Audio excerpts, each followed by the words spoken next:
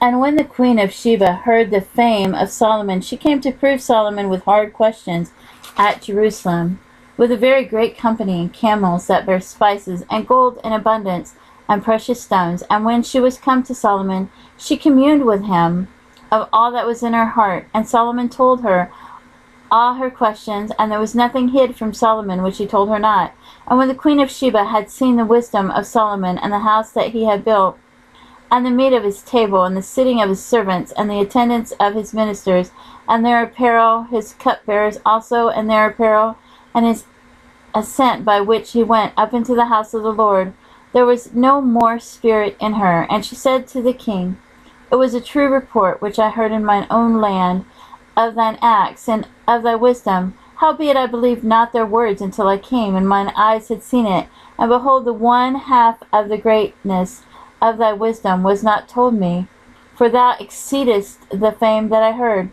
Happy are thy men, and happy are these thy servants, which stand continually before thee, and hear thy wisdom. Blessed be the Lord thy God, which delighteth in thee, to set thee on his throne, to be king for the Lord thy God, because thy God loved Israel, to establish them forever.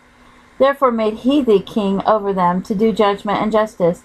And she gave the king 120 talents of gold, and of spices great abundance, and precious stones. Neither was there any such spice as the queen of Sheba gave King Solomon.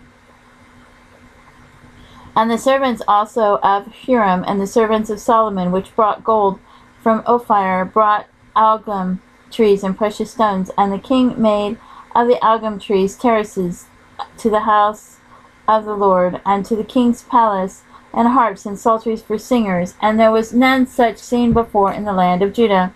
And King Solomon gave to the queen of Sheba all her desire, whatsoever she asked, beside that which she had brought unto the king. So she turned and went away to her own land, she and her servants.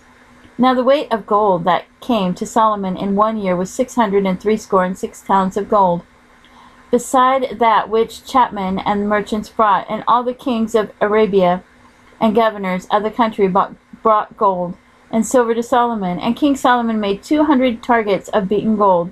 600 shekels of beaten gold went to one target, and 300 shields made he of beaten gold. 300 shekels of gold went to one shield. And the king put them in the house of the forest of Lebanon. Moreover, the king made a great throne of ivory, and overlaid it with pure gold.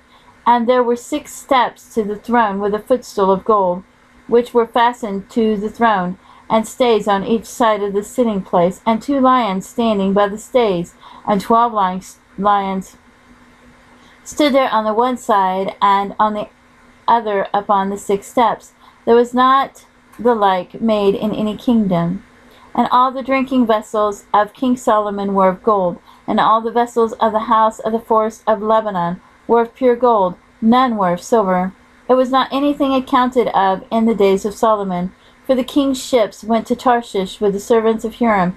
Every 3 years once came the ships of Tarshish, bringing gold and silver, ivory, and apes and peacocks. And King Solomon passed all the kings of the earth in riches and wisdom. And all the kings of the earth sought the presence of Solomon, to hear his wisdom that God had put in his heart. And they brought every man his present, vessels of silver, and vessels of gold, and raiment, harness, and spices, horses, and mules, a rate year by year. And Solomon had 4,000 stalls for horses and chariots, and 12,000 horsemen, whom he bestowed in the chariot cities, and with the king at Jerusalem. And he reigned over all the kings from the river even into the land of the Philistines, and to the border of Egypt. And the king made silver in Jerusalem as stones, and cedar trees made he as the sycamore trees that are in the low plains in abundance. And they brought unto Solomon horses out of Egypt, and out of all lands.